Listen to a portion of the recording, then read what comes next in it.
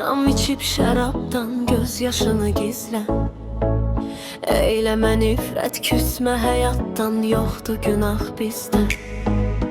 Gəl içək dostum, yalancı çıxdı sevdiklərimizdə.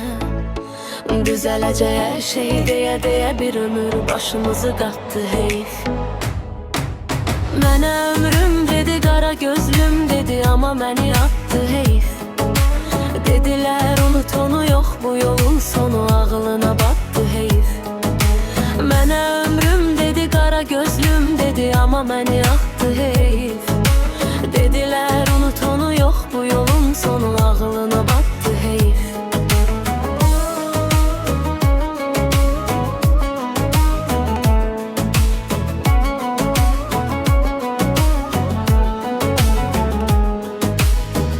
Tapıb gətirdim hər nə istədi, yarım açmamış ağzın.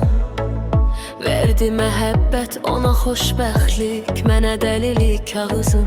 Dərdim onun məni seçməməyi deyil, dərdim odur o qızın.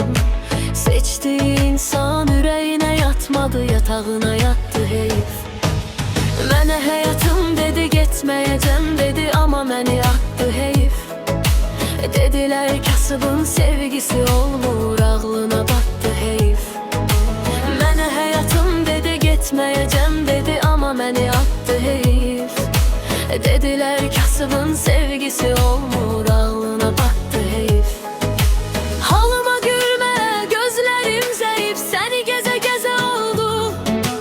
Saçlarım ağardı, əllərim əsir, bu da təzə oldu. Canımı bu dünya sıxdı ömür boyu, amma möcüzə oldu. Ürəyim əzilsə də içindəki adam sağ salamatdı heyf. Qəmli nəğmələr oxuyuram, amma kimi o da aşiqim olsun. Gizli dinləyib desin öz-özün al, həmin ifratdı heyf.